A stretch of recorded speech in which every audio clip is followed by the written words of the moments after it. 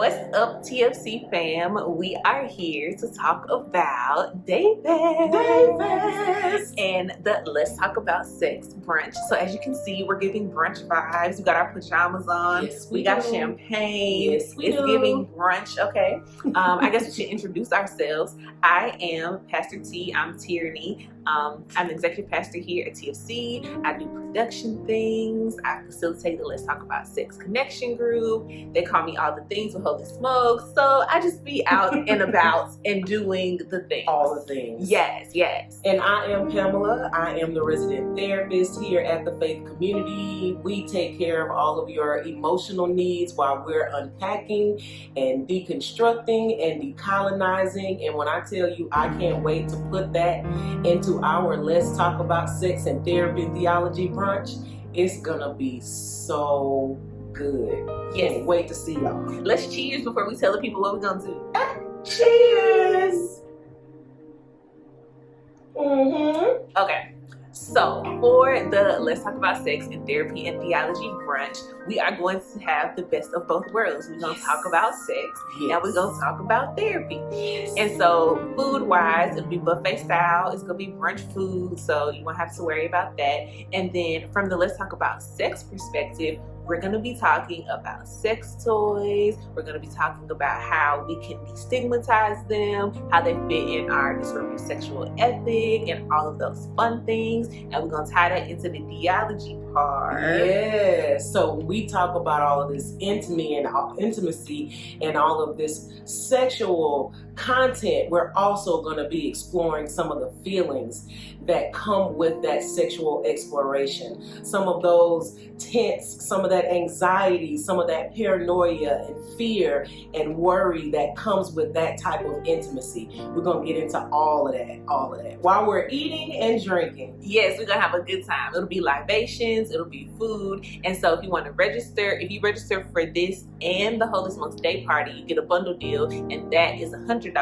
But if you just want to come to the Let's Talk About Sex, Therapy, Theology brunch, that's $65. And so you can register on Eventbrite. The link will be somewhere in the comments on the screen. You can, click it and get all of the details. And so just to talk about Dayfest as a whole, I am so excited about the whole weekend. TFC is turning 4.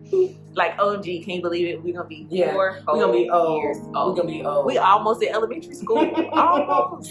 We right at the edge. We in pre-K. We about to move on up. Yes. And so I think one of my favorite things about the weekend, well, it's twofold. So for me, I am always so excited to see everybody together, like in physical human form, when we get out of our out-of-town TFCers in the place where we can actually see them and give them hugs and all those things. And then the other part that's really exciting is exposing TFC to new people. So since we're doing some of these creative things like the brunch and the day party, we hope that more people who might like what we're doing get to interact with us. So we got new TFCers, old TFCers, out of town TFCers, prospects, lurkers, everybody in the room. And so I'm excited about that. Yeah, I'm excited about the same thing. I love whenever our people are able to make it in town and we can hug them and give them high fives, and we can kind of talk about some of the stuff we've talked about virtually and actually seeing each other as real people. Yeah. That's the best part. It makes the energy so much more rich. It makes it fun. It makes it memorable.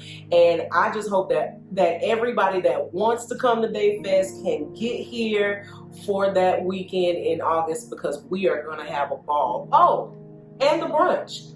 You can wear your pajamas. And if you're planning to go to the day party after, just bring a change of clothes with you. You can change and head on out. But we're going to have a good time. Yes, and we just want to make sure that we clarify the brunch is co-ed, so we want everyone to be there, the she's, the he's, the days, the non-binaries, everybody. Bring your crew, pull up on us. It's going to be a great time. So it's not just women only, it's everybody. This party is for everybody. Lottie-dottie, everybody.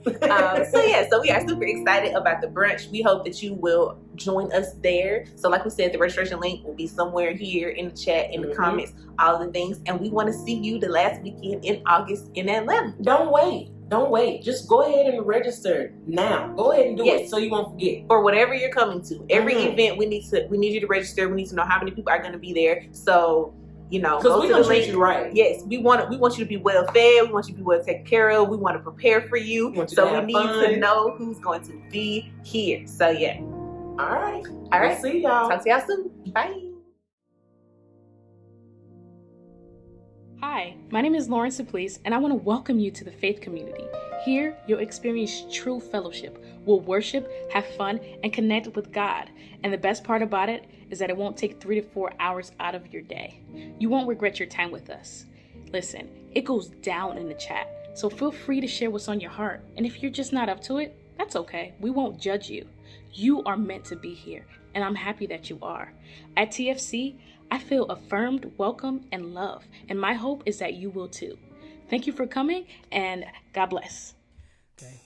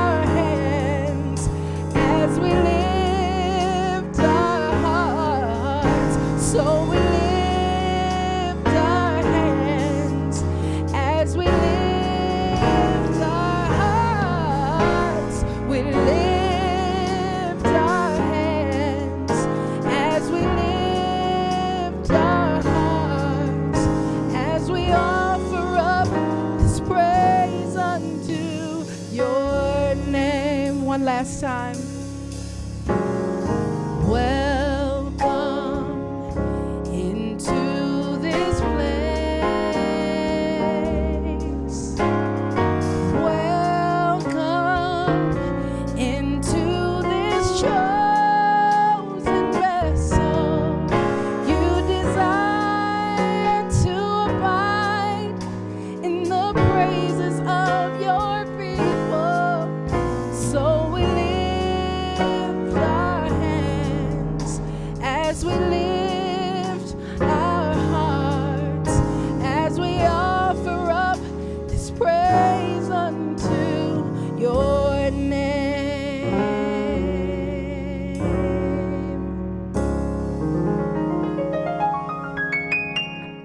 Yo, shout out to Jocelyn Henderson. Wow. For real. She's so dope. Thank you, Jocelyn, for leading us in worship. And now we got some conversation partners with us here today. Got some people we're excited to have here.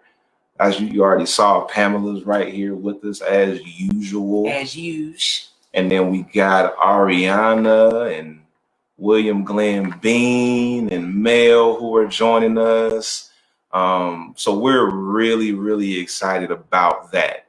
So like I said, we're talking about caring for a community this month as we collectively celebrate power and pride, because this month we're celebrating Juneteenth, and the wonderful people of the LGBTQ plus community are celebrating a pride that has been denied for such a long time by institutions like the church. And we're trying to make sure we change that narrative so that we understand in communities of faith that LGBTQ plus persons are not people to be tolerated, but are fully embraced, affirmed, and included in every level of ministry. And that's just what we're about. And we're not going to apologize for that. So that's what we're celebrating here this month. And that's why this topic is so important. And we're asking the question, who is my neighbor?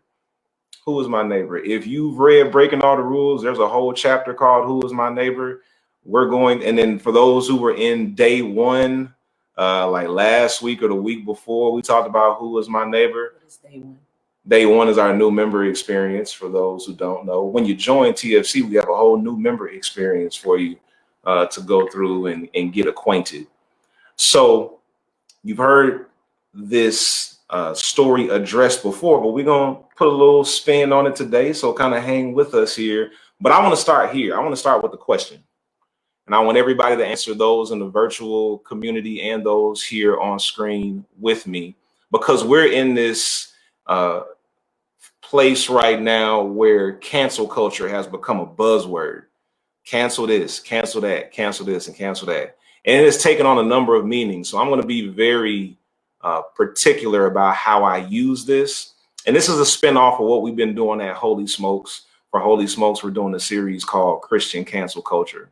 But in this particular conversation today, I want you to answer this question. If there's somebody that you want to cancel, or like you have the power to cancel, who would it be? And I asked that question, not saying like you want to cancel their lives, but you're canceling their place in your life. And it could be a person, it could be an organization, it could be somebody you know, it could be somebody you don't know, an entertainer that you once really admired, and then you met them in person and they treated you like trash. So now you don't consume their art anymore. Whatever it may be, I want you to put it in the chat. And also, I want to ask everybody here to answer that question as well. So if you had the power and desire to cancel somebody, who would it be? I'll go first. Like, and I said this earlier on Holy Smokes, the people that mistreated my mom after my dad passed, like, they're done. Well, I'm done with them. I've moved on. They don't hold that place in my life anymore that they once held. And I called some of those people family before that happened. So that's for me. Pamela, what about you? Why I gotta go next? Because you're sitting here. You're sitting next to me. That's why you go next. So if I have canceled my previous relationship with the church that I grew up in, and that church had a lot of authority in my life, and the doctrine that I was a part of also caused a lot of damage. And in the beginning, when I first started separating myself, I would go back and forth and visit every now and then and pop in, and I would get this feeling in my stomach because that's just, I wasn't aligned with it anymore. And it was starting to like mess with me mentally. So I said, you know what? I love these people. These people are still like my family, but I can't put myself in this context because I was going to the church in order to see everybody at once. So I had to stop doing that because I can't interact with that doctrine anymore. I can't do it. So that got canceled. So that sounds very familiar to what Robert just said. I'm gonna try to get my Spanish accent so I can say this right. Las Asambleas de Dios. las asambleas de Dios. Look at your cousin. Is that right? Did I say it right, Ariana? No? Okay, all right. Oh, she said you did good. Okay, all right. I'm working on it. Ariana, what about you? So I think TFC has caused me to cancel a lot more people. Wait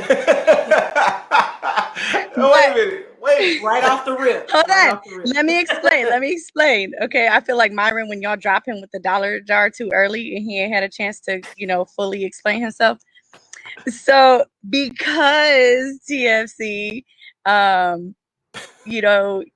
provides us with the context of the greatest commandment, and as I've learned to kind of love and put myself first, it has resulted in me needing to create some boundaries. And so sometimes those boundaries mean, canceling my subscriptions to some folks.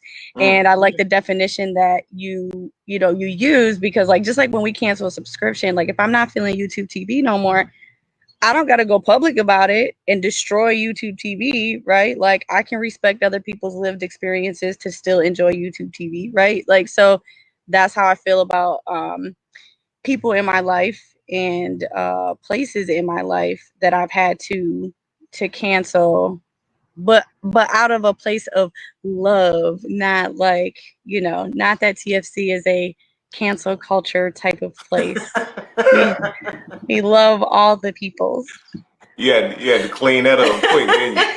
TFC is not telling people to cancel stuff. We're not telling people to do that. She said TFC got me canceling a lot more people. But when you do prioritize yourself, right? Greatest commandment, love your neighbor as yourself. When you take seriously what it means to love and honor yourself, and you make adjustments, there will be many people and organizations that were accustomed to you being in a different space, and they won't be comfortable with where you arrive when you truly start loving yourself. And sometimes you got to go ahead and set that boundary and say, nah, I'm canceling that aspect of my connection with you so I can make sure I don't disconnect from myself. So I appreciate you sharing that. Bean, what about you, brother? You got to unmute yourself.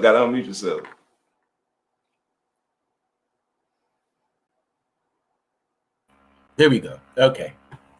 I guess to be honest, if I had to be totally honest, I was very good at canceling associates or friends and setting boundaries for them, but I was not good, and I'm still setting boundaries for family. I have family members who have demeaned me, marginalized who I am, minimized my ministry, just disrespected me. I think I shared the story with you with the passing of my father, and I had a family member who is a bishop to totally discount my humanity, discount my personhood. And the old me, or the old way of teaching through church, is that if they're family, they're family. You have to accommodate family. You have to forgive and forget. And what happens is that we constantly put ourselves at risk, and we constantly getting hurt by these very same people. But I have evolved. I've gotten to a place of cancellation. Application denied. So I have gotten to a place now, just now, after all these years, just now, to say I have to set these boundaries for family members. And so I'm sending out notices. Cancellation notices. And just moving on. But in my canceling the relationships, though, I'm not necessarily verbalizing it, as opposed to living differently and interacting with them differently. So I'm not calling them first or chasing them and checking up on them, because the truth be told, I may never ever get that call. So I'm just living differently, but I'm also finding that I feel better about myself. That's good. Yeah. That's good. That's Absolutely. what matters. Yep, that's what matters. Yes, absolutely. Mel, what about you? Well, I've canceled those who don't honor my voice and who I am today, as well as those who don't honor my healthy boundaries. If you don't honor them, it's okay. I wish you well. I'm not losing any sleep on you, because I want people who reciprocate what I give. So those who, where there's a balance in the relationship, you can stay. If you're not balanced and it's one-sided, I wish you well. So that's some of my cancellations going on. And I agree with you, Ariana. TFC has really helped with that, especially with you learning how to love yourself. It causes you to reevaluate and see who fits into that fold. And if you don't fit, it's no harm. It's okay. You just weren't a part of what I'm supposed to be doing. So I love you from a distance. Yeah. I appreciate you sharing that. So we all have some people or some organizations that we've needed to cancel that connection at a point in time. All of us have been there. You don't need to feel bad about that, right? That's necessary sometimes. We're not telling you to be mean and disparage people and tear them to shreds and put out a hit on them. Nothing like that. Just like, hey, I'm canceling this connection for the sake of my peace. Like, I'm about to have to cancel Tim Carruthers because he's always bragging on me now. Like, I can't even. He's gonna cancel you first because you keep doing stuff. I'm just trying to practice my little Spanish, for the Latinx members. I want to make sure I'm saying it right. Tim just won't let me be great. He just won't let me be great. But Marielle said she canceled the version of herself people wanted her to be. Wow, that's loaded. That's a lot. Grayson said that he canceled J.K. Rowling. So we got some people who are also sharing like what you had to cancel. We talked about what Robert said earlier. So I want you to keep that in mind. Keep that in mind, like, the people or the organizations that you have canceled or, you desire to cancel. Maybe you're working up to that. So as we go into this particular session, this is what I want to do. We're going to look at the Samaritan story, which is found in Luke 10, verses 25 through 37. And this is one of those stories that's just so loaded. Like, you can expound on a whole lot of stuff, but I just want to run through it. And I want to hear from you what sticks out to you about this story. And then we'll go from there. But so a lot of people have called it the parable of the Good Samaritan. I choose not to call it that. And I wrote about that and breaking all the rules because the Good Samaritan suggests that he was an exception, that this particular Samaritan was better than the rest of them. And I think that only reinforces the discrimination or the prejudice that Israelites had with Samaritans. Because if you don't know, in the context of this passage, Israelites and Samaritans were at odds. Like, Israelites had canceled Samaritans. All right. And, we've seen in cancel culture that sometimes people are canceled before they even get a chance to get started. Like, people are canceled that we've never even had an interaction with them. Like, that happens also, which is where cancel culture can go left. But let's look at this story in Luke chapter 10, verses 25 to 37. So a lawyer comes to Jesus, and the text says he comes to test Jesus. And the lawyer says, "Teacher, what must I do to inherit eternal life?" And Jesus said to him, "Well, what is written in the law? What do you read there?" Like, hey, you're an attorney. Why don't you answer the question? Because you're skilled in this particular area, instead of trying to come test me with a question that you clearly know the answer to. So the attorney answered, "You shall love the Lord your God with all of your heart and with all your soul and with all of your strength and with all of your mind, and your neighbor as yourself." And then Jesus says, "You have given the right answer. Do this and you will live." So said, He said, what must I do to inherit eternal life? Jesus says, you tell me. He says, love God, love neighbor as self. Jesus says, great, you got it. Do this and you will live. But the attorney wasn't satisfied. He wanted to keep pushing. Like, remember, he was trying to test Jesus. So text says, wanting to justify himself, the attorney asked Jesus, and who is my neighbor? Jesus replied, so a man was going down from Jerusalem to Jericho, and he fell into the hands of robbers who stripped him, beat him, and went away, leaving him half dead. Now, by chance, a priest was walking down that road. And when he saw that man that had been beaten and stripped and robbed and left for dead, when the priest saw that man, he passed by on the other side. So likewise, a Levite, when he came down to the place and saw him, passed by on the other side. But a Samaritan, while traveling, came near him. And when he saw him, he was moved with pity. He went to him and bandaged his wounds, having poured oil and wine on them.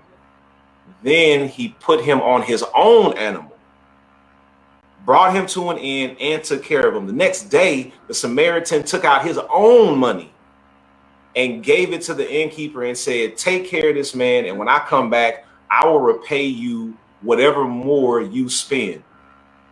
Then Jesus says to the attorney, which of these three do you think was a neighbor to the man who fell into the hands of robbers? The priest, the Levite, or the Samaritan? And the attorney said, the one who showed him mercy. And then Jesus said to him, all right, go and do likewise. That's the Samaritan story in a nutshell. So here's my question.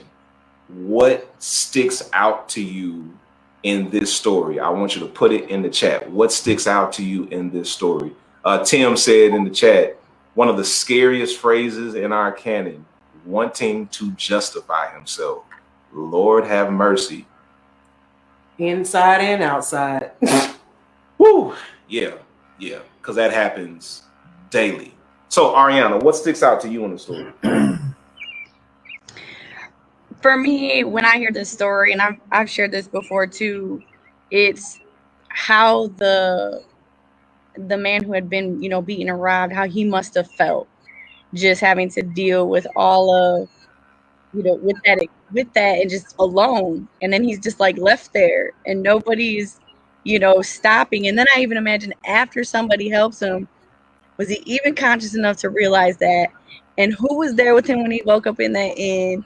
And who, I just think of all the unheard parts of that story. That's what sticks out to me, is that I know that the parable was directed at, trying to point out that, who's your neighbor part. But I also think creating that connection to the person who was maybe most important in that story, who goes unheard. And so I think that's what, I don't know, maybe that's why I work with the type of, the type of kids that I work with, youth and teens and young adults, because I feel like there's their pain goes often unheard, and is not prioritized above other things. Because I know you've taught before, like there's reasons why some of those people had to pass according to whatever the Levite stuff was. That's not my brain. And I think we do that too. Like even now, we have all these other reasons to prioritize other things above folks whose pain we don't view as important. Yeah, it's always important to consider the voice of the unheard, because the man who was robbed had a significant experience and we never actually hear his voice. So it's good every now and then to say, what must it have been like to be on that side of this scenario? And that's what I think ultimately Jesus was trying to get at in this story. So I appreciate you sharing that. Pamela, what stuck out to you? The interesting thing is that not until today, when you read it just now, did it stick out to me the how the Samaritan, before he did anything, he met his immediate need. and his immediate need was to have his wounds seen about, to have his wounds addressed. And it sticks out to me because a lot of times when people come into our faith spaces wounded, we prioritize what ministry you're going to be a part of. Are your kids going to join our children's church? We got Bible study on Wednesday evening that you need to be there for. We got choir rehearsal on Thursday. All of this stuff. And we look past the fact that this family doesn't have food. This family doesn't have resources. This family, you know, may need some guidance as far as anything. But we see, a lot of times we see people as commodities. What can we get out of them? Gifts and money and bodies in our seats. But the Samaritans saw this man and just like immediately thought about what does he need in the moment. And then it says, and then he picked him up and put him on his own animal. But he didn't do that until after he took care of what was immediately needed in the moment. And the man was hurt and he was bruised and he was probably bleeding. So he addressed that before he did anything else. So that's what stuck out to me today. Yes, we need the air horns, right? Like holy smokes right there. Before we go on, I want to point out what Autumn said. He said, what stands out to me is the behavior of the Levite, whose position was more important than someone's pain. Oh, that's good. We'll come back to some more, but Autumn, yeah, that was good right there. Mel, what sticks out to you in this story?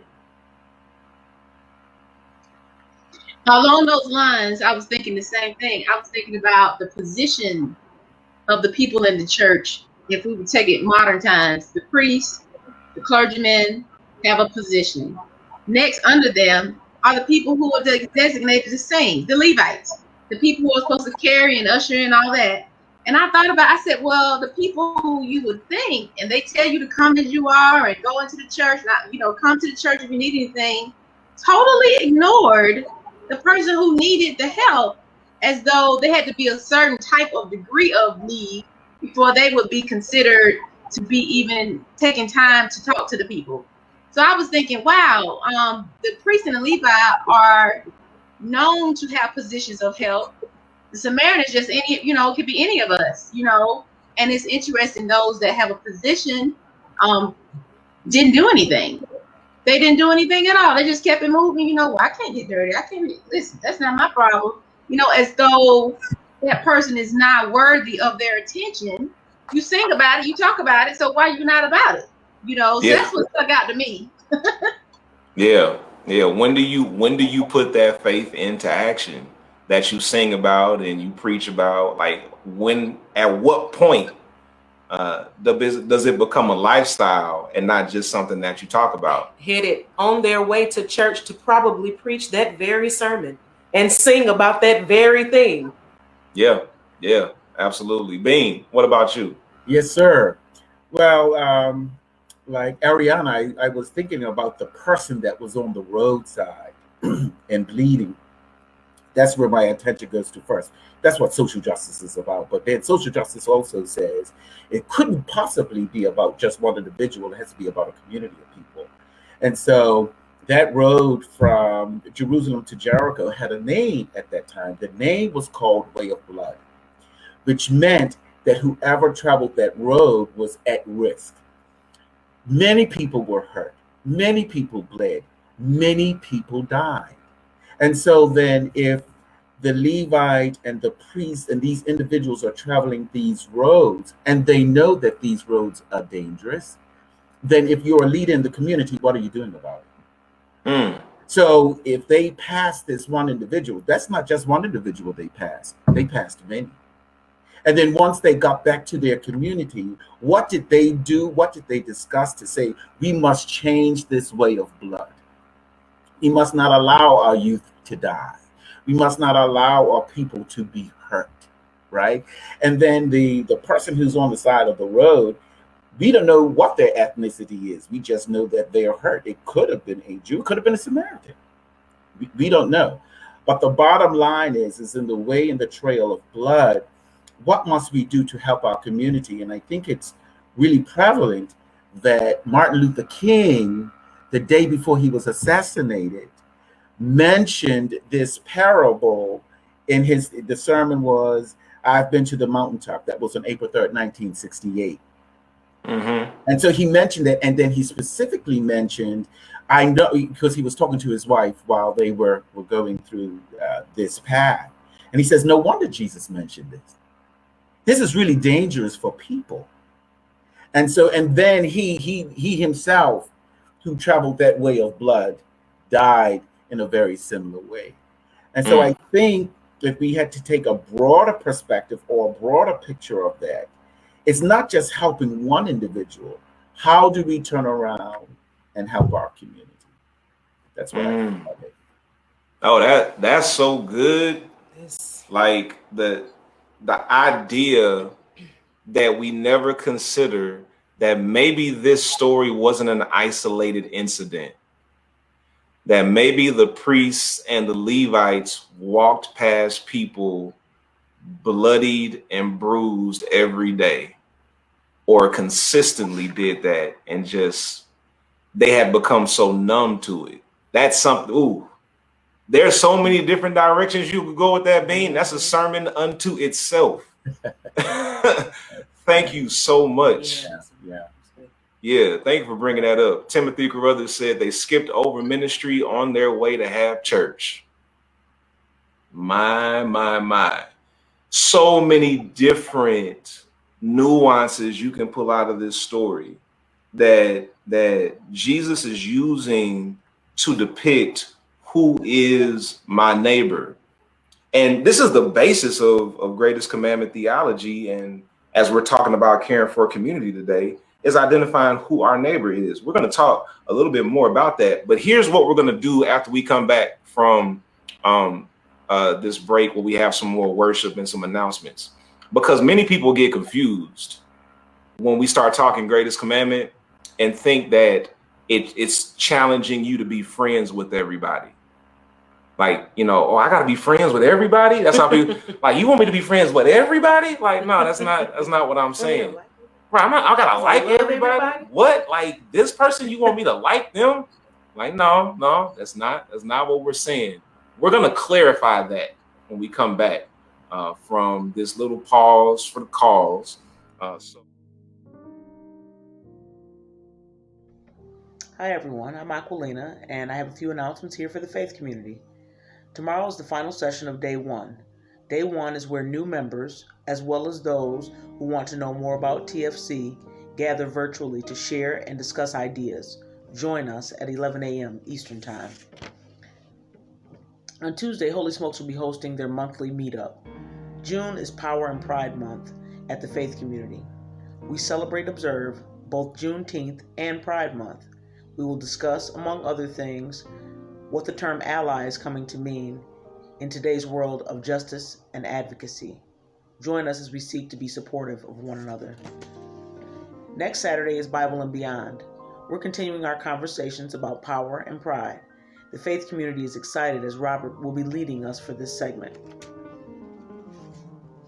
And mark your calendars.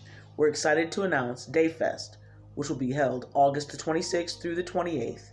We encourage you to come join us for some community building. From a faith and film watch party, a brunch party, Holy Smokes meetup, and much more. Register at TFC Dayfest. That's DAI Fest.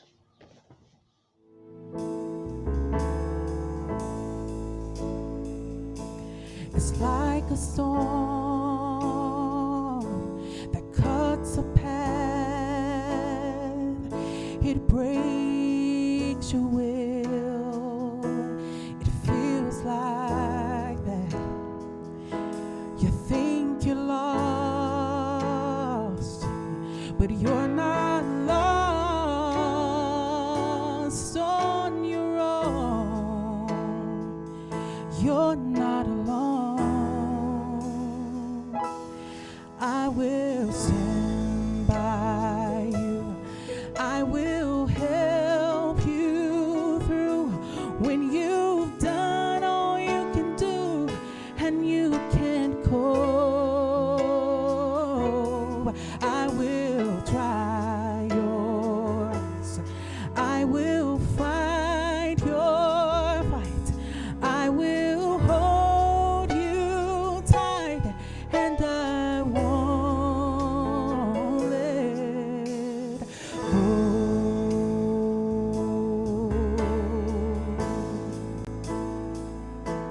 It hurts my heart to see you cry. I know it's dark, this part of life. Oh, it finds us all, and we're too small to stop the rain. Oh, but when it rains, I will stand by. I will help you through when you've done all you can do and you can't cope. I will dry your eyes. I will fight your fight. I will hold you tight, and I won't let go. Oh, I will stand by you. I will help you through when you've done all you can do and you can't cope. I will dry your eyes. I will fight your fight. I will hold you tight, and I won't let go.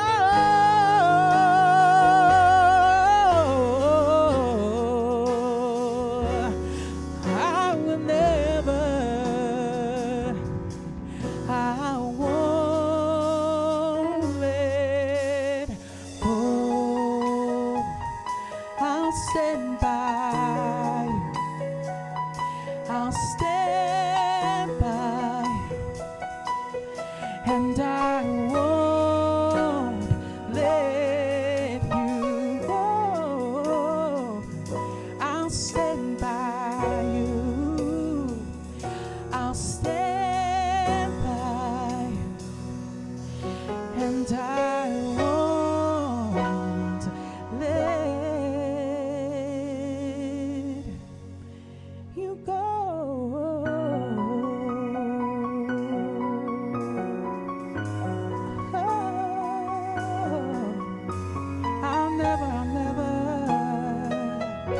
I'll never let you go.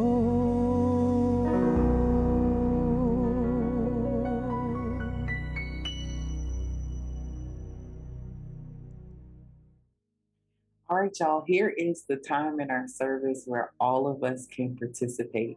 It is giving time here at the Faith Community. We are doing so many great things here at the Faith Community. We are doing a lot of great programming. We're trying to do ministry in a disruptive, authentic, and inclusive way. And so many of you all have been blessed by that. And so we need you to partner with us in this work. Ministry costs. And so there's so many different ways, so many different avenues that you can actually contribute financially to the ministry. We need your support in this, and it really is a partnership because we can't do this without you. Right now on the screen, there are so many different options for you to give. Of course, we are always talking about tap, and give, so you can give via Givelify, which is very simple, very easy. You can also give via CashApp. You can give via PayPal. And if you want to keep it vintage, we'll take a good old check. You can see on the screen how to send a check. Listen, if you want to be a blessing to our pastor, there are envelopes on Givelify specifically for him. And then if you would like to bless him financially through Cash App or PayPal, just make sure you put his name in the memo. And then also, of course, as you heard in the announcements, Dave Fest is coming. So August 26th through the 28th, it is going down. And so if you would really love to help us be able to put on that weekend for all the events that we have going on, we would love for you to do that. Remember, if you're giving on CashApp or PayPal and want to give specifically to Dayfest, make sure you put it in the memo, or on Givelify, you can just tap the Dayfest envelope. So we have a giving affirmation. I want us to say that together, and then we're going to give together. All right, let's do it. I don't give out of guilt or obligation. I give out of gratitude for what God has given to me. I give because I believe in what God is doing through this community for me and others. I give because I believe that it will come back to me, good measure, pressed down, shaken together, and running over. I am loved, accepted, and affirmed here based on who I am, not what I have. Ashe and amen to that. Let's give, and we're going to dive right back into today's lesson. Shout out to Marielle. Thank you so much. Wow. Like, can we just take a moment to appreciate how blessed we are as a community of faith? Yes. We have some amazing, amazing gifts that call TFC home. And we are grateful for Marielle and Jocelyn for leading us in worship today. All right, now let's keep moving because we got to address this whole neighbor friend thing. We got to address this because this really confuses people, and this really ties into caring for community. So as we look at this story of the Samaritan, the attorney asked Jesus, "Who is my neighbor?" Jesus tells this story about a man who gets robbed. The priest, who's a part of his community, walks by, sees him half dead. Levite does the same thing. And then the Samaritan, the person that he would have canceled, comes along and says, "Here, I got you." He addresses his immediate need. He addresses his wound. And then he takes care of him and makes sure he gets healed. And then Jesus asked the attorney, "So who was the neighbor?" Peep that real quick. The attorney says, "Who is my neighbor?" That was his question of Jesus. At the end of the story, Jesus says, "All right, well, who was the neighbor in the story?" Which means Jesus really wanted the attorney to experience the story through the eyes of the man who got robbed. So that goes back to what Ariana was saying earlier. We usually teach this story and say, be like the Samaritan. We ought to be a good Samaritan. But Jesus asked the attorney, "So who was your neighbor?" Because the question of who was my neighbor was to try to justify who I could cancel. Like without any type of experience with that person, without having ever encountered them, who can I just mark off the list of somebody who I don't have to love, somebody who I don't have to connect with at all? So what Jesus is saying right here, as far as the who is my neighbor, he's saying to the attorney, basically, is there anybody who you wouldn't allow to save your life? If you were laying half dead on the side of the road, beaten, battered, and bruised, knowing that if no one came to your aid, you would die, is there anybody you would not allow to save your life? And so that's my question to you. Would you allow the person or the institution that you want to cancel or have canceled to save your life? Would you allow them to save your life if you were in the position of the man laying on the side of the road? I would. The people who I said I've canceled, like, and I have a lot of feelings about them, but if my life was on the line, yeah, I would let them save my life. How about y'all? Anybody? I would too. Okay. And then I would say thank you and go on about my business. What about Ariana, Bean, Mel? What about y'all? Would y'all let those people save your life? Okay, so listen. My first thought was, I've lots of thoughts today. So my first thought was, yeah, you know what I mean? Like, my life is more important than any, whatever, right? But then I started thinking, but what if I knew that that person or institution was meant to then do me harm afterwards, though? Like that just later, like you want to save my life just to enslave me. You know what I'm saying? Then I kind of questioned, would I do that?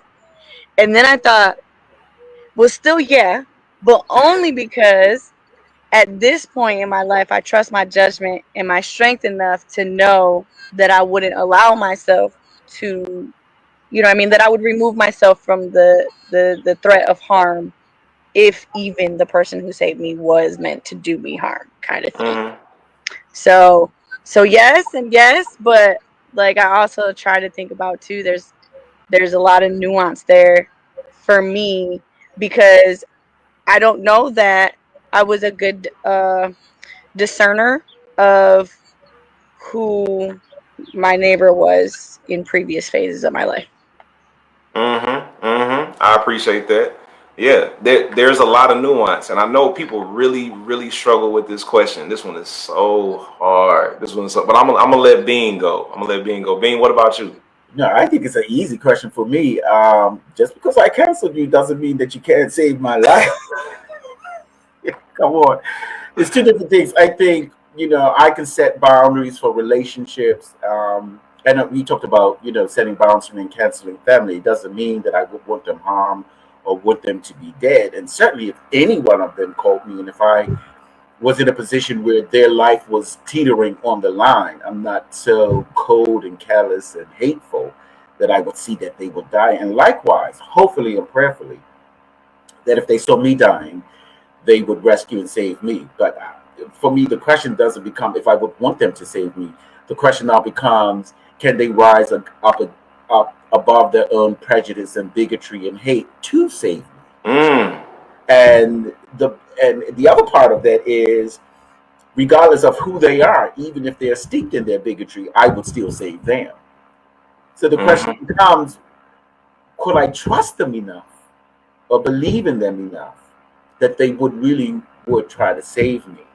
And saving me is not just a physical death. If I'm dying a spiritual death, emotional death, psychological death, whatever that death is, would they come to my rescue? And quite honestly, if I had to answer honestly, the answer to that is no. They would not. They would not. Would I want them to? Yes, but they have not. And so then, if they're my neighbor, would I likewise save them? Now that's the question, because then Jesus defines, or the scripture defines in this parable, that it's your neighbor's the person that shows mercy. They haven't showed me any mercy. So they're not my neighbor. So what do I do? Oh How do boy. I rise above my own agency and platitudes and my feelings to actually reach over and save them? And I think it comes back to the parable. To make one last point, to kind of pull it together. I think what Jesus was saying was, you must, because the Good Samaritan, we kind of I hate that term Good Samaritan, because we want to demean this person and not see them as religious as the Levite or the priest, because they were religious, because they practiced their religion actually was birthed through Judaism as well, but it's split. But that Good Samaritan was just as religious as the other two. The difference being, if that's the case, then they were familiar with the Levitical laws and Deuteronomic laws, which says love God first and then love your neighbors, which means he only activated on the laws in which he was taught. So can we live our lives according to the principles in which we are taught? And so my being a member of TFC, I guess the answer will come back, yes, I must. Right? So I think it's a very complicated question. So it's less about would they save me, because they haven't, but would I rise above what they haven't done for me to save them? Mm-hmm. All right. Y'all so deep. I'm telling you, yeah. I love it. I'm gonna come back to it, but I like the fact that we're thinking through this. You were gonna say something? Mm-hmm. I was thinking about both Ariana and William's feedback, and it's like when I think about the people that have been harmful to me, for the person that's dying, it's about How desperate am I, and how much do I trust them? That's what it comes down to for the person that's dying. For the person who is walking past, it comes down to, what is my level of empathy? That's it. It's like it's two questions on one side and one question. For me, it is. For me, personally, when I think about the harm that's been done to me and they're coming to save my life, my question is going to be, I don't know if I trust you. Like, I don't even know if I trust you, first of all. So I have to trust you that you're actually coming to save me. I think about when you see somebody that's about to drown and the lifeguard jumps in to save them. Sometimes the person that's drowning almost drowns the lifeguard out of fear. So I'm thinking about, I'm laying on the ground, I'm seeing somebody approaching me who I don't even trust, and they are coming to save my life. I have to make a decision about whether I'm going to trust them in this moment, and how desperate am I to stay alive. All right. Thank you. Mel, what about you? I went more on a simple route like you. Yes, I would want them to try to save me. All the stuff goes out the door when my life is on the line, and I would hope that the person, I've been in a situation where I didn't like them, but I saved them because I didn't want them to die, and I put myself in their shoes for just that split second. When you're in split second situations where it is life and death, all that talking about, well, I don't know if this person, I want to live. I don't really care if I don't like you in 2 hours ago. I want to live, and I look that same way when it's somebody I may not care for, would not probably pass and say something to. If they are in a position I can help them, I'm gonna help them. We'll talk about all the other stuff later, but that's what it comes down to me. Yes, I want to live, and I need you to help me. Thank you. And I appreciate you saying that, because it's the simplicity of the story that I'm trying to pull out right now. Like, we're digging into different nuances, but at the core of it, when Jesus asked the question, the man's life is already saved. We're thinking about it in terms of, would that person save my life? But what I'm saying is, the person did save the man's life. So he's saying, if you were in this position, right, the person that saved your life is your neighbor. The person that saved your life. And sometimes it's the person that you wouldn't think. It could be the person that you have no relationship with and you don't want to have a relationship with, and they saved your life. Would you go back and disqualify them? Because what he's saying is, how much do you value your life? And I think it's very difficult for us, because it's hard for us to think of everybody being our neighbor. And that's where this gets really difficult. Go ahead. I was also going to say, if we haven't been near death, it's also hard to imagine that. It's also hard to imagine the desperation of near death. Of course, I ain't processing, I was about to say something else. I'm not processing anything if I'm a brink from death. But if you're asking me in the moment to process, that's the way I'm processing it right now in this moment. In that moment of death, I ain't thinking about none of that. But like, the way you're asking it, like, for us to think about it right now. So I have to process that, because I ain't on the brink of death. So I'm thinking about it in real time. But of course, if I'm laying on the ground about to die, yeah. That's why Jesus is telling the story. He's painting the picture, and he wants you to insert yourself into the story. We're thinking about it in, all these different terms and nuances. Yep. But Jesus is saying, you're the person laying there on the ground, dying. You have no agency to pick yourself up. Who are you gonna say can't come and save your life? And so he's saying, that's your neighbor. Now, that doesn't mean you got to be friends with them. And that's where we have to make this turn. That doesn't mean you got to be everybody's friend, because neighbor and friend are not the same thing. Even neighbor and people with whom you choose to live in community, that's not the exact same thing. So yes, everybody is my neighbor, which means that I, at least, if I'm going to love my neighbor as myself, the very least I can do is make a commitment to not do them any harm. That's like the least thing I can do. That's the first rule of love. Do no harm. which means whoever I'm dealing with, my goal is to not do them any harm, number one. It doesn't mean I won't make them uncomfortable, because sometimes when you make decisions for yourself, you make other people uncomfortable, even when you're not harming them. But whoever you deal with, and see, this is the challenge of greatest commandment theology. It sounds all fun and loving and fluffy until you got to love somebody you don't like. Until you got to see the humanity in somebody who doesn't see the humanity in you. Because there are a whole lot of people I want to harm. I really do. But in order for me to keep from harming them, I keep distance out of my love for them. So all the nuance is great. But at the end of the day, I'm just telling you what Jesus said. Jesus said, if you are dying on the ground, are you going to stop somebody from saving your life? Because if you are, then I'm concerned about how much you value your life. So just, let's deal with it on the level where Jesus handed it to us. Let's deal with that, right? I know all the theologies, everything. This is so funny to me because we're constantly challenged in this area to think deeper. And so today we come and it's like, no, I just need you to deal with this little part on the top. It's like, because while you're trying to dig deeper, you just died. I know that. I'm not talking about it like that.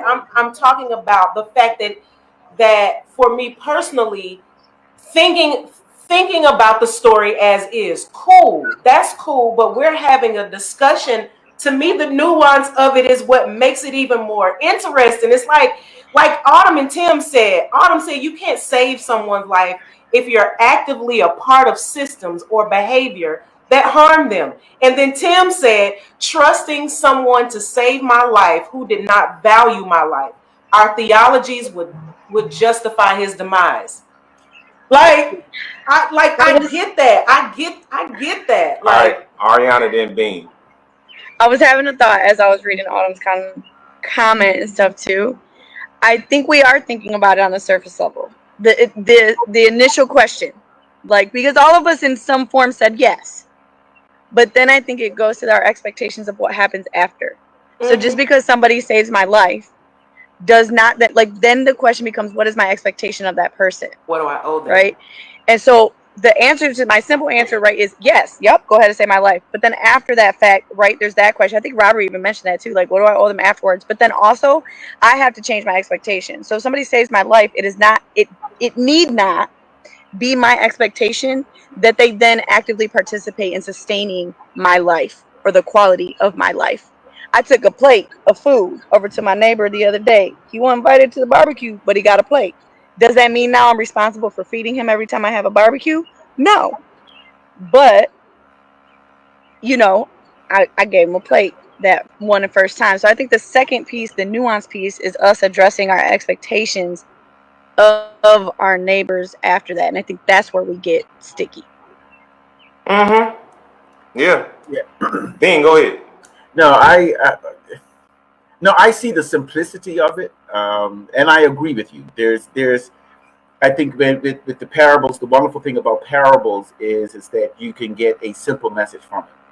But Jesus, being who Jesus was, a rabbi, a teacher, a philosopher, a theologian, none of his parables were simple, and so we have a responsibility to kind of understand really what was going on. This was a way of blood. You had two other religious persons, and then you have the Samaritan, and Jesus didn't refer to him as, demean the person as the good Samaritan, meaning, if you're a Samaritan, this is a good Samaritan, which means all other Samaritans are bad people. Jesus never referred to the Samaritan as the good Samaritan. He just referred to him as the Samaritan, right, who also had religious beliefs. But I believe that this whole system, that roadway, represented systems. It represented those Levites, the Levite and the priest represented religious tandems, religious constructs. The Samaritan, he himself also represented religion, but then decided to activate on whatever his faith was. Mm-hmm. So I think in tandem, I think we should, to your point, if you don't get the simple message, which I agree with, get the simple message first. But then, as religious leaders and people who are reaching out to the community and who are involved in social justice, then what is the bigger picture? The person is not in isolation, and we can use systems in order to help our brothers and sisters. And so after he tended to his wounds, he took them to an inn, which meant along this trail there were places where you can be housed and assist people and find accommodation. And he used money. He gave up his own money to take care of them. So he just didn't care for his wounds. He came out of his pocket. So economy is involved. So I think we have a responsibility to get the simple message, but I also think we have a responsibility to get to the bigger narrative and what Jesus is teaching, and how can we affect society at large, and not just be concerned about our life that's on the line, but how do we concern about other people's lives along the trailway? Yeah, all of this is true. I appreciate that. I appreciate everybody's honesty, everybody's vulnerability. And yes, I always challenge us to go deeper. I want us to address what's on the surface first, though. Correct. Right? And what's on the surface is my life is on the line. I need somebody to save it. We all said yes, right? I think, didn't we? Right. And they're like, well, but I don't know. I'm like, yeah, like this right there. Because then we start like picking apart, well, like, can I be this person's neighbor? Or is this person my neighbor? Jesus is painting the picture to say everybody is your neighbor. That's the purpose of it. Especially in this instance, he's saying the one that you would think would be the last person to be neighborly to you. The very last person you would think would save your life. Even that person is your neighbor, because you might be in a situation where that person who you thought would never step up for you actually steps up. So he's saying treat everybody with just a base level of love. A base level of, I mean you no harm. I wish to do you no harm. Now, when you take it a step further, and now you're living in community with people, that goes a little bit further. Yes, everyone is my neighbor. Not everybody is my friend. Not everybody is somebody with whom I've chose to live in community. And that's where this lesson really turns, because what we see is the person who was robbed was in community with the Levite and the priest. Those are the people who were supposed to come to his aid. Those are the people who were supposed to have his back. Which is another lesson, that sometimes it's the people that you think, oh yeah, they're my people. Sometimes those are the ones who will walk right past you. Which is why I'm saying you got to give everybody a base level of love and respect and human dignity, because you never know who it's going to be. And in this story, the people who were supposed to be in community with him left him for dead. And we cannot be a community like that at TFC. We cannot be a community that will see somebody else, somebody who I say, I'm in relationship with this person. Me and this person are doing life together. I care about this person. We can't walk past and see that person in need and like, I got something else to do. I got to get to the church. I got to do this. I got to do that. There is a difference. There is a major difference between neighbor, which is baseline. Everybody's your neighbor. Not everybody is your friend. For example, as we look at this through the lens of who is my neighbor, and then take it further into caring for my community, because not all of my neighbors are in my chosen community. Neighbor is the broad perspective. Community zooms in. So, when you start getting into your community, now you're talking about friends that you really care about. I just want to throw this question out there for everybody who's here. Tell me, how do you handle your friends differently than you handle people you don't know, or people that you're not in relationship with? How do you handle them differently? Pamela, you want to take a stab at that one? For me, it's about the amount of energy that I will give people that I don't know, because I try to give everybody the same base level treatment, which is respect and patience and grace. But it only goes so far with people that I don't know. With my friends, we can try over and over and over, depending on how much I value the relationship. So I'll go to some links for friends that, people that I don't know, they only get a slice of that. Absolutely. Yeah. Mel, what about you? I agree with that, Pam. You said just give one. So my one would be, I don't get vulnerable and show all sides of me with my associates or people that are not in my community. I've chosen to do community with. Very few people get to see all sides of me, and those are the people that I really consider, like you said, family, friends in my community. But just strangers, associates, they'll never get that side ever. They'll get a version of me that is a generic one, which is not me being fake. It's just me being respectful, loving, nice. But everybody has layers, and so only those who I built rapport with get the layers. Mm-hmm. Everybody has layers, and after seeing Tim's comment, everybody has conditions. Because Pamela almost cut. Well, she did cut off Tim for about 3 days. Yeah, because he talked about Luther Vandross. Ariana, how do you handle your friends different than you do people you don't know or people you're not in a relationship with? Since you said one, I'm going to put it in a general thing and go with proximity. Probably defines the difference between friends and neighbors. So in whatever regard you can think about that. Like I gave an example earlier. I gave my neighbor a plate, but he wasn't in my home for the meal.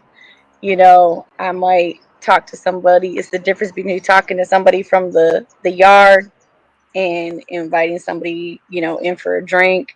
And so I think proximity for me is really the demarcation between friend and neighbor. Because we'll be nice and friendly and, do all the things and the same level of respect.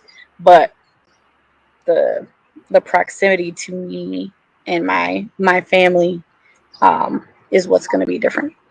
Mm-hmm. Mm-hmm. That's a good one too. Proximity. Yep. Bean, what about you? I don't know why you're asking me these questions because I can never just give a simple answer. I cannot. Okay, here we go.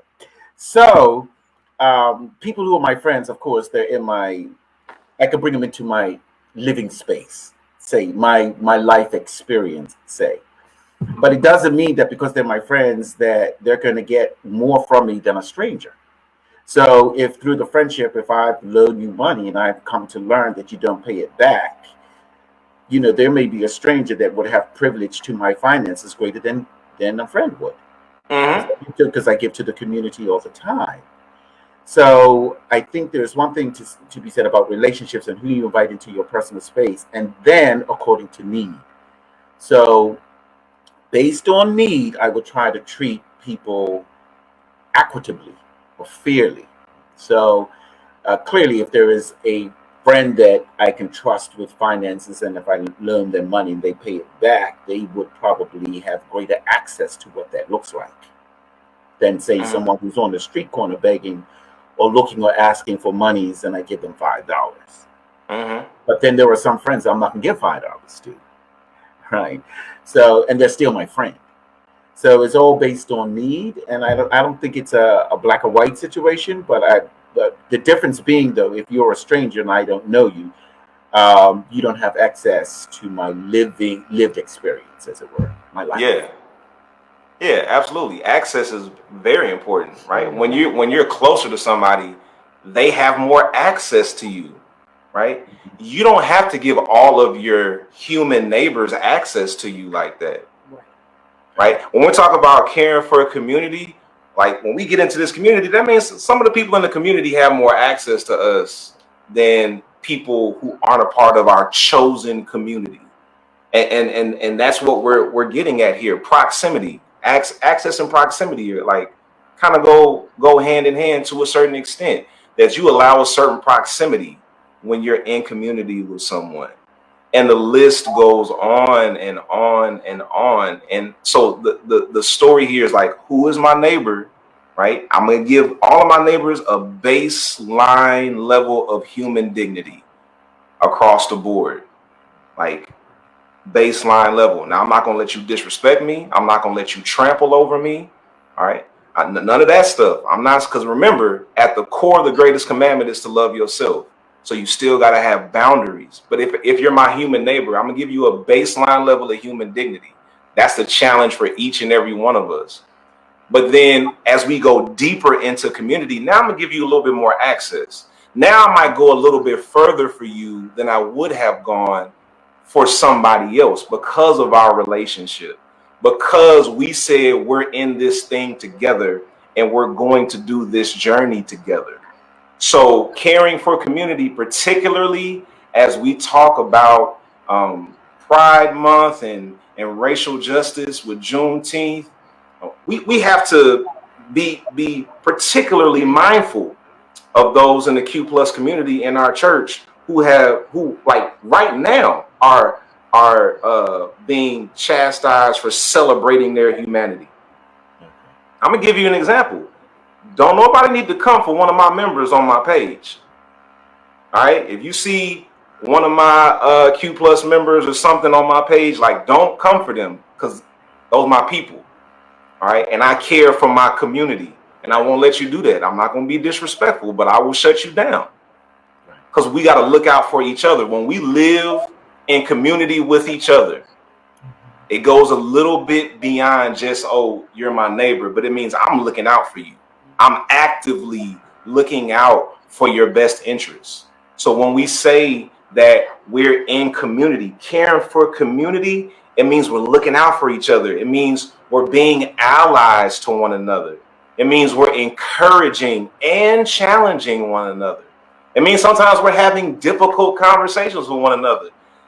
That's a key right there. Like, if I only consider you a neighbor, but not like somebody I'm in a relationship with, I am not having difficult conversations with you. I refuse to invest that kind of energy into somebody I don't care about, because I hate having difficult conversations, but I know it's necessary for me to invest in the people I care about. So we even got to have difficult conversations with people that we're in community with. And then when we're in community, we celebrate one another, we support one another. The list can go on and on and on and on. And I believe Jesus is pointing out both here, right? That there are some people who are just your neighbor because they exist, period. And then there are some people where you go a little bit further because you're in community with those people. And I'm challenging each and every one of us here today, and those who may come back and watch this later, that let's go that extra step for the people that we're in community with. Let's look out for each other. Let's care for each other. If we need to, in love, let's have some of those difficult conversations. We probably need to do like a whole session on how to have difficult. Be disrespectful respectfully, like Rich Auntie said. Right. Anybody have any other thoughts before we start to bring this to a close? Because that was the essence, and I know we spent a lot of time on that neighbor part, which I understand it was necessary. But anybody want to add anything else to that? I thought it was great. Very quickly. Go ahead. In the text itself, and when Jesus challenges with the question, so who's your neighbor? He's actually not speaking about the guy that is on the ground hurt. He's speaking about the person who's extending mercy. He's speaking about the Samaritan at the time. And so the question becomes then, is the neighbor the person that extends mercy? Is that what Jesus was really truly trying to justify? Because the lawyer, as it were, if he understood the Mosaic laws, Deuteronomy and Leviticus, the greatest commandment actually derives from those two books, right? So the greatest commandments, as it were, what Jesus reiterated and reinforced was not a brand new law, but two Mosaic laws that Jesus brought to the forefront and said, you must hang all laws on these two laws. And so, but in those laws, the neighbors in those scriptures actually refer to people in association and people that you live next to. So I guess what I'm saying is after listening to what you just said and considering what you just said, then your neighbor would truly have to be everybody, wouldn't it? because then if he's referring to these laws and it's just people who live next to you and you're in association with, okay, those are your neighbors, but it's also the person who extends mercy. That's your neighbor too. Yeah. So by process of inclusion and not elimination, I guess your neighbor would have to be everywhere. But I will say my favorite neighbor is the neighbor that extends mercy. Yes. Amen. Yes. Yes. Amen. Amen. And amen again. Listen. That's it. That's my neighbor. That's my real neighbor right there. That's the person right. To. Yeah. Yes. Some neighbors are more neighborly than others. Absolutely. In the context of what we're discussing here, what Jesus is saying, like, they're all your neighbor, right? So at least extend the base level of human dignity to everybody, which is why I keep reiterating. A lot of people think greatest commandment theology is just all flowers and love and, oh, just embrace me and this is so easy. No. We were talking about it backstage before we went live. Greatest commandment theology looks easy on paper. It looks real easy on paper until you have to actually implement it and apply it to your life. Then you got some real decisions to make. You got some real decisions to make when you consider how are you going to honor yourself even when people that you love are opposed to it. How are you going to love somebody you don't like? Like that's when it really starts getting heavy. So I really appreciate this. I actually kind of like when we go back and forth. It makes it like it's good like that. Yeah, I love it. It livens it up to get the various perspectives. And no one here was wrong today. No one here was wrong. Everybody's perspective is valued and was necessary.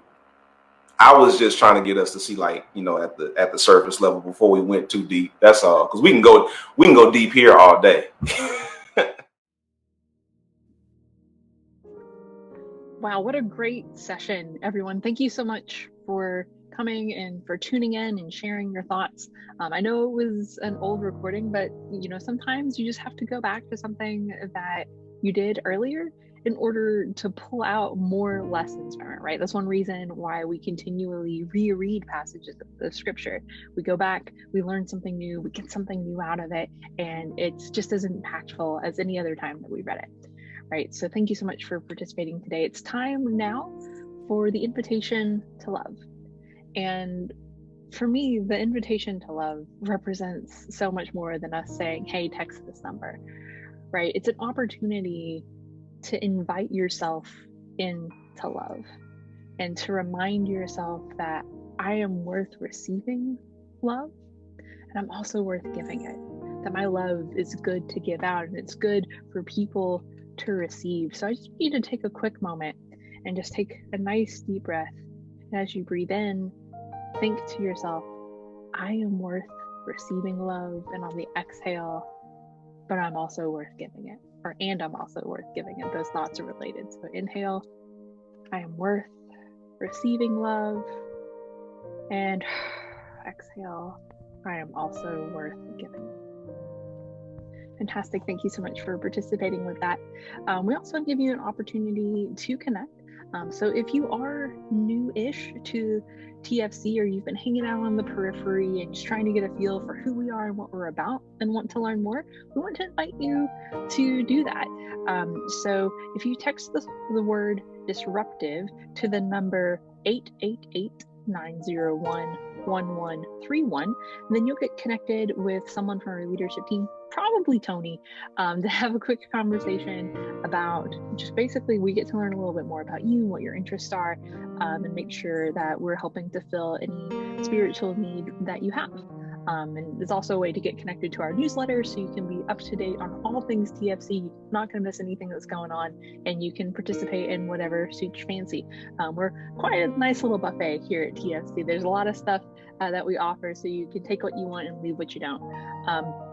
But if you've been hanging out at TFC for a while now and you've already texted them or you get the newsletter, you've seen all the things that we are about and what we care about, and you've said, you know what, I really want to commit to this community, and I want to make this my church home, and I want to get involved, maybe participate in leadership if I can, and all that good jazz. And first of all, we're super excited about that, but we do want a little bit more information from you just to make that a bit more official. So if you go to the website, it's tfc.org/membership.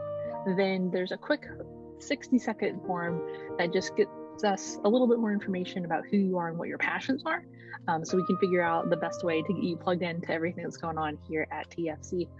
Awesome. Well, thank you all so much for joining in, and we'll see you next time. There was a question actually that I think is worth, addressing.